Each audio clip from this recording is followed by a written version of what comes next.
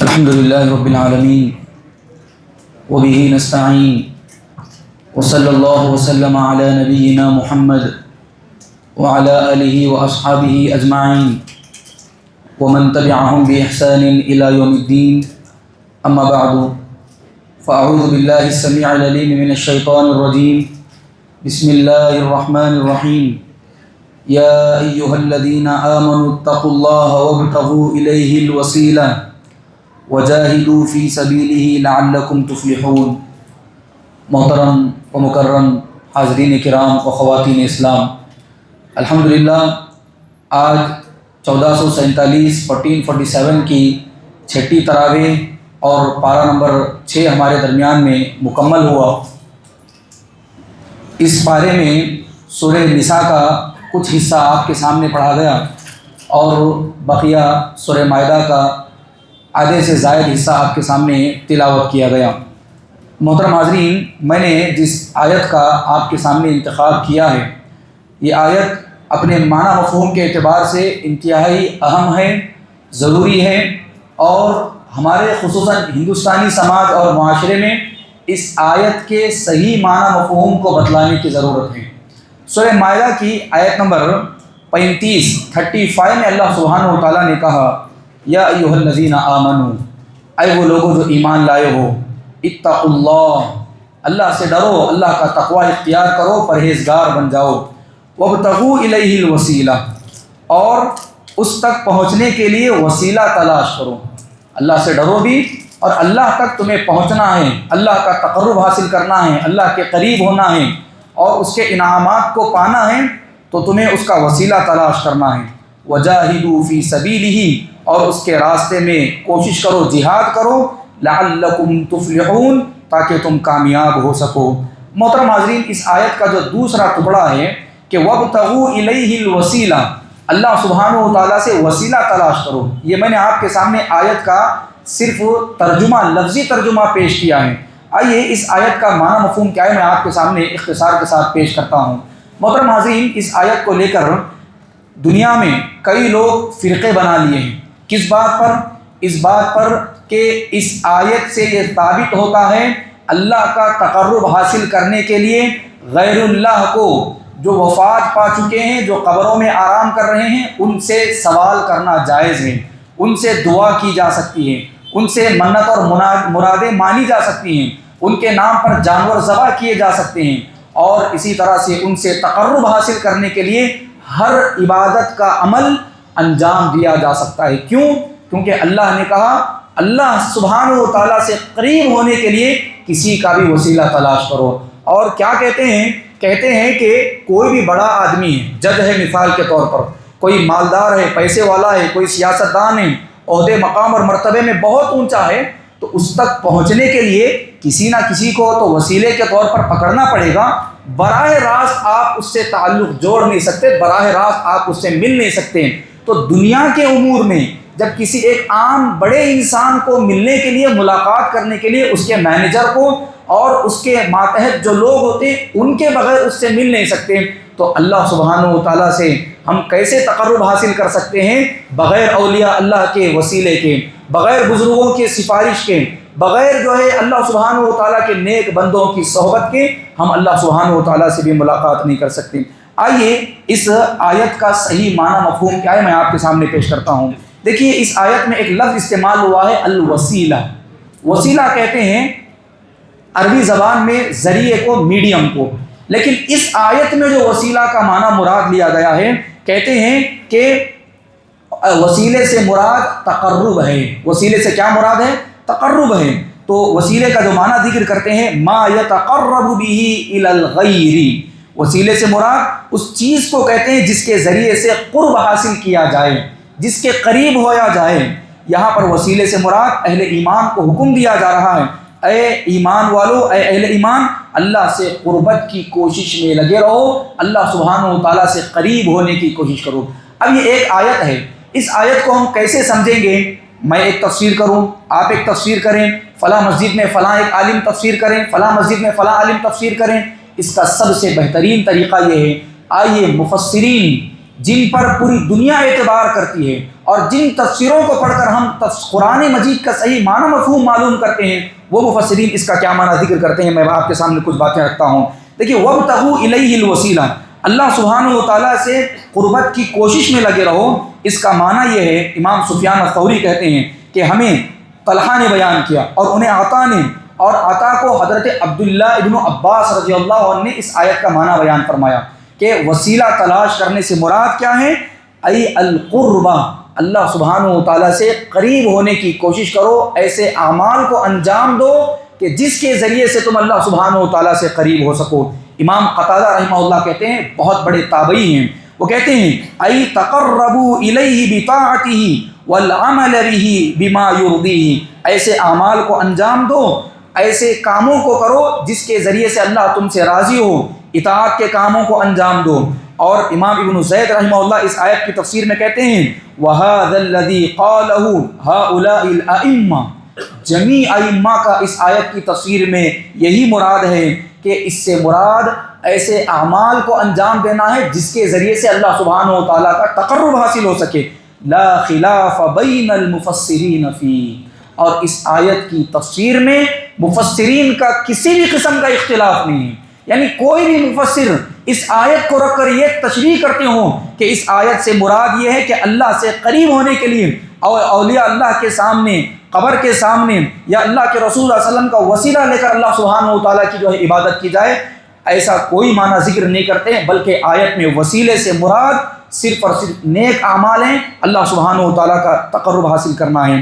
امام شنقیطی رحمہ اللہ اس آیت کی تفسیر میں فرماتے ہیں، یہ بھی دور جدید کے بہت بڑے مفسر ہیں، کہتے ہیں اعلم، اے لوگو جان لو، ان جمہور العلماء، اس آیت کی تفسیر میں جمہور اہل علم یعنی علماء کی ایک بڑی جماعت یہ کہتی ہے ان المراد بالوسیلہ، اللہ نے جو کہا نا کہ اللہ سبحانہ و تعالیٰ سے وسیلہ تلاش کرو، اس وسیلے سے مراد هو القربۃ الی اللہ تعالی، وہ اللہ سبحانہ و تعالیٰ سے تقرب حاصل کرنا ہے۔ بامتثالی، اچھا اللہ سے تقرب کیسے حاصل کریں گے؟ کیا وہ اولیاء اللہ ہوں گے؟ کیا وہ بزرگ ہوں گے؟ کیا وہ نیک اور صالح لوگ جو انتقال کر گئے، جن کی کوئی طاقت اور قوت نہیں ہے، جن کی کوئی استطاعت نہیں ہے، اب قبر میں وہ خود آزمائش کے شکار ہیں؟ کیا اس سے مراد وہ اعمال ہیں جو اللہ سبحانہ و تعالیٰ نے ہمیں حکم دیا ہے؟ تو کہتے ہیں وسیلے سے مراد اللہ سبحانہ و تعالیٰ کا تقرب ہے، اور تقرب بامتثال اوامرہ، اللہ کے احکام کو بجا لا کر تقرب حاصل کیا جاتا ہے، واجتناب نواہی، اور اس کے منع کردہ چیزوں سے بچ کر تقرب حاصل کیا جاتا ہے۔ کیسے؟ علی وفق ما جاء بہ محمد صلی اللہ علیہ وسلم، وہ طریقہ جو نبی اکرم صلی اللہ علیہ وسلم لے کر آئے ہیں، اس طریقے پر عمل کر کے ہم اللہ کا تقرب حاصل کر سکتے ہیں۔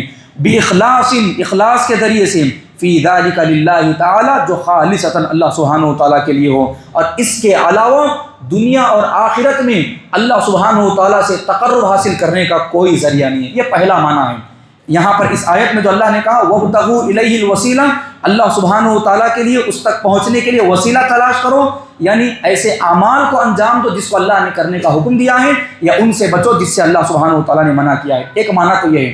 امام ابن کثیر رحمہ اللہ ایک دوسرا معنی اس آیت کی تفسیر میں یہ بھی ذکر کرتے ہیں کہ اس سے مراد نبی اکرم صلی اللہ علیہ وسلم کے حق میں دعا کرنا ہے۔ کیا دعا کرنا ہے؟ کہ اے اللہ سبحانہ و تعالیٰ، جنت کا ایک ایسا مقام ہے جو عرش کے قریب ہے، نبی اکرم صلی اللہ علیہ وسلم کو اس مقام پر تو جو ہے اللہ کے رسول صلی اللہ علیہ وسلم کو وہ مقام عطا فرمانا۔ ایک حدیث آتی ہے صحیح مسلم کی، حضرت عبداللہ بن عمرو بن عاص رضی اللہ عنہ کہتے ہیں کہ نبی اکرم صلی اللہ علیہ وسلم کو فرماتے ہوئے میں نے سنا، اذا سمعتم المؤذن، جب تم مؤذن کو یہ ندا لگاتے ہوئے سنو کہ وہ اذان دے رہا ہو، فقولوا مثل ما یقول، تو وہ جو کہہ رہا ہے تم بھی وہی کہو، ثم صلوا علیہ، پھر مجھ پر درود پڑھو۔ ہمارے پاس کیا ہوتا ہے؟ پہلے درود پڑھتے ہیں پھر اذان دی جاتی ہے۔ حدیث میں صحیح مسلم کے اللہ کے رسول صلی اللہ علیہ وسلم صاف کہہ رہے ہیں، جب مؤذن اذان دے تو وہ جو کلمات کہہ رہا ہے وہ کلمات کو ادا کرو، ثم، پھر یعنی دین میرے اوپر تم جو ہے درود پڑھو، فإنہ من صلی علیہ صلاۃ، کوئی بھی مسلمان جب مجھ پر ایک مرتبہ درود پڑھتا ہے اللہ سبحانہ و تعالیٰ 10 مرتبہ اس پر رحمتیں نازل کرتا ہے۔ ثم صلی اللہ لی الوسیلہ، اللہ کے رسول کیا کہہ رہے ہیں؟ پھر اس کے بعد میرے لیے اللہ سبحانہ و تعالیٰ سے وسیلہ طلب کرو، فإنہا منزلۃ فی الجنہ، یہ وسیلہ کیا ہے؟ وسیلہ جنت میں ایک مقام ہے، لا تنبغی الا لعبد من عباد اللہ، اللہ سبحانہ و تعالیٰ کے بندوں میں سے کسی ایک بندے کو وہ مقام ملنے والا ہے۔ اللہ اکبر، یعنی اللہ کے کئی بندے ہیں، اللہ کے رسول صلی اللہ علیہ وسلم اللہ سے یہ امید کر رہے ہیں، وہ وسیلے کا جو مقام ہے جو عرش کے بالکل قریب ہے، اللہ سبحانہ و تعالیٰ اپنے بندوں میں سے وہ کسی کو عطا فرمائے گا۔ وَأَرْجُو أَنْ أَكُونَ هُوَ، میں گمان کرتا ہوں کہ وہ میں ہوں گا، اللہ سبحانہ و تعالیٰ مجھے وہ وسیلے کا مقام عطا کرے گا۔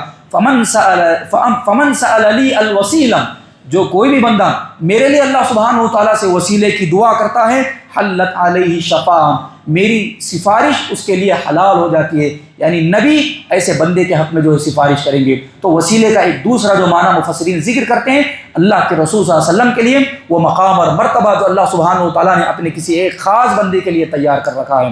اسی لیے ہم دعا کرتے ہیں آتی محمد الوسیلہ والفضیلہ، کہ اے اللہ سبحانہ و تعالیٰ اللہ کے رسول صلی اللہ علیہ وسلم کو وسیلہ جو مقام تو نے تیار کر رکھا ہے، اللہ کے رسول صلی اللہ علیہ وسلم کو وہ مقام عطا فرما۔ لوگ کہتے ہیں کہ دیکھو نبی کا وسیلہ لے کر ہر اذان کے بعد ہم دعا کرتے ہیں، اور یہ لوگ ہمیں اللہ کے رسول صلی اللہ علیہ وسلم کا وسیلہ لے کر دعا کرنے سے منع کرتے ہیں۔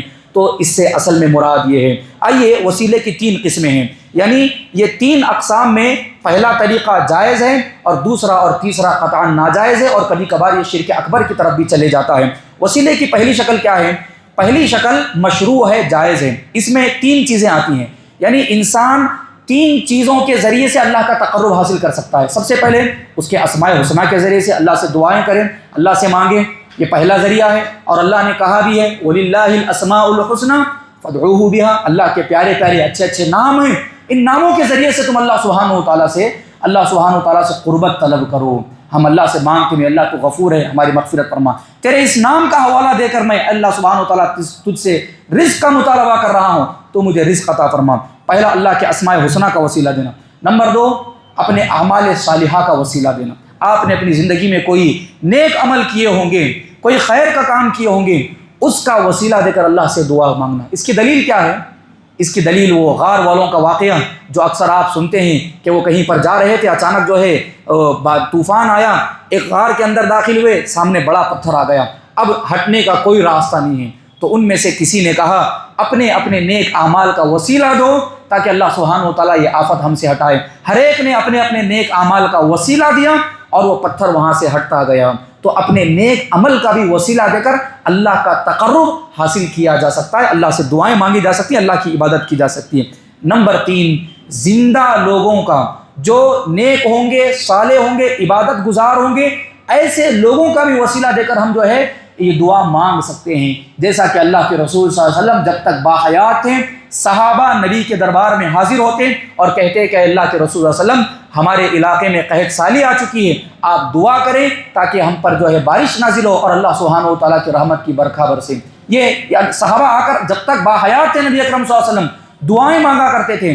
ایک مرتبہ حضرت عمر بن خطاب رضی اللہ عنہ کے زمانے میں قحط سالی آ گئی، بہت زیادہ جو ہے قحط پڑ گیا۔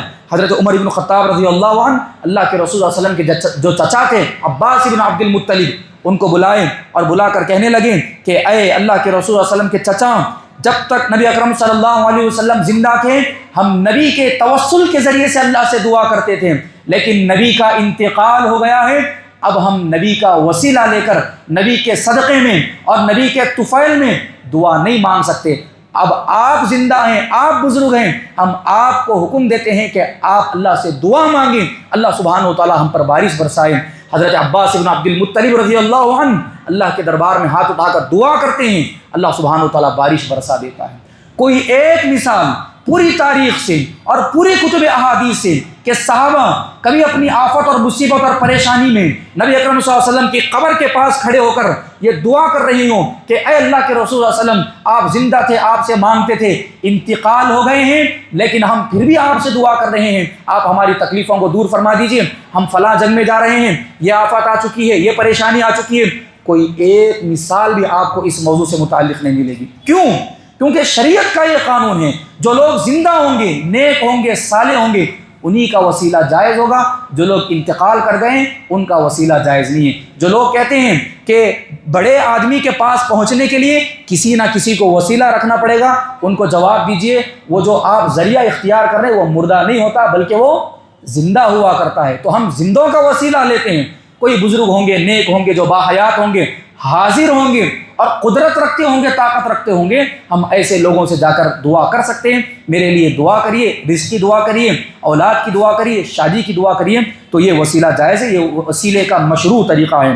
نمبر 2، وسیلے کا ایک جو دوسری قسم ہے بدعی وسیلہ، جو بدعت میں شمار ہوتا ہے، کسی کے جاہ میں یا پھر اسی طرح سے جو ہے کسی کا نام لے کر وسیلہ لینا، یا اللہ کے رسول صلی اللہ علیہ وسلم کا وسیلہ دے کر دعا مانگنا، جیسا یہ کہنا اے اللہ کے نبی صلی اللہ علیہ وسلم، اے اللہ سبحانہ وتعالیٰ نبی کریم صلی اللہ علیہ وسلم کے صدقہ طفیل سے میری دعا کو قبول کر لے، اللہ کے رسول کے صدقے میں ہمارے اس عمل کو قبول فرما لے، نعوذ باللہ، قطعاً جائز نہیں، یہ بدعتی وسیلہ ہے۔ یا کسی کا یہ کہنا کہ اے اللہ عبد القادر جیلانی کا مقام و مرتبہ تیرے پاس بہت زیادہ ہے، لہذا ان کے واسطے سے میں تجھ سے دعا کرتا ہوں میرے اس عمل کو تو قبول فرما لے، یہ بدعتی وسیلہ ہے، یہ قطعاً جائز نہیں۔ ایک نمبر 3 شرکی وسیلہ ہے، عبادت، دعا اور حاجت طلبی کے لیے غیر اللہ یعنی مردوں کو وسیلہ بنا کر اللہ سبحانہ و تعالیٰ سے دعا یا عبادت کرنا، یاد رکھیے یہ شرک اکبر میں داخل ہے، یہ وسیلہ قطعاً جائز نہیں ہے۔ تو لوگ اصل میں وسیلے کا معنی اردو میں لیے ہیں، ذریعہ معنی لیے ہیں، اصل میں وسیلے کا عربی اگر معنی لیں گے تقرب ہے،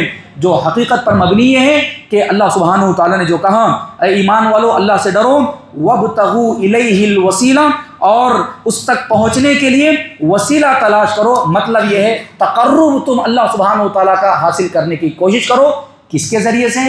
نیک اعمال کے ذریعے سے، اطاعت کے ذریعے سے، تقوی کے ذریعے سے، اور جو فرائض اللہ سبحانہ و تعالیٰ نے ہم پر رکھے ہیں اس کے ذریعے سے، اور جن چیزوں کو اللہ سبحانہ و تعالیٰ نے منع کیا ہے ان سے بچ کر جو ہے ہم اللہ سبحانہ و تعالیٰ کا تقرب حاصل کر سکتے ہیں۔ یہی وسیلے کا صحیح معنی مفہوم ہے جو بڑے اختصار کے ساتھ میں نے آج آپ کے سامنے ذکر فرمایا ہے۔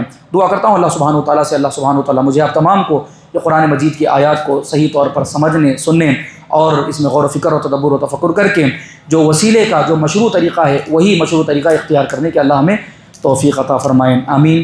والسلام علیکم ورحمۃ اللہ وبرکاتہ۔